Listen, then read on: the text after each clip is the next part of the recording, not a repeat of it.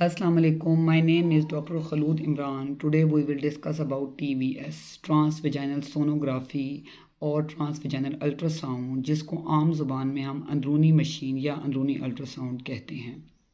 ये सिर्फ़ ख़वातीन के लिए यूज़ होता है। इसमें हम औरत की बच्चेदानी, यूट्रस, कोई फ़ैलोपियन ट्यूब की obvious pathology like ectopic pregnancy, ovaries और यूरिनरी ब्लैडर हम इसमें विजुलाइज़ करते हैं, हम देखते हैं।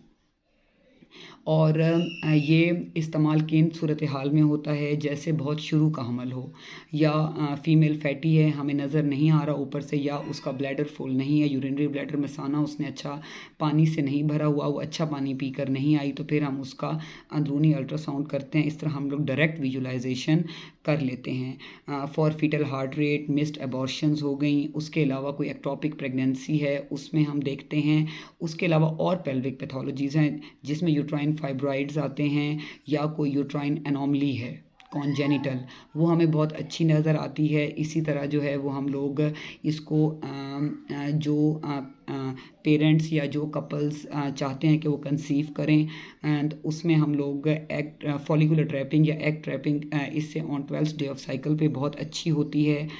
या कोई DUB है, डिसफंक्शन यूट्राइन ब्लीडिंग है, जो हमें सिंपल जो है कॉन्वेक्स जो प्रोब है उस पर हमें अच्छी नज़र नहीं आ रही, तो हम उसका TVS करते हैं।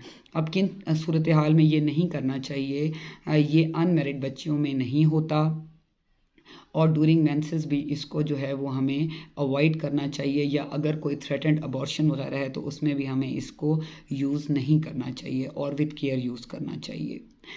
तो ये एक बहुत अहम इन्वेस्टिगेशन है जो हम फ़ीमेल्स की करते हैं, और हमसे गायनी ऑप्स OPD में पूछा जाता है कि अंदरूनी अल्ट्रासाउंड क्यों ज़रूरी है और ये किन सूरत हाल में होता है, तो इसलिए मैंने ये आपसे आज डिस्कस किया। Thank you so much. अल्लाह हाफ़िज़।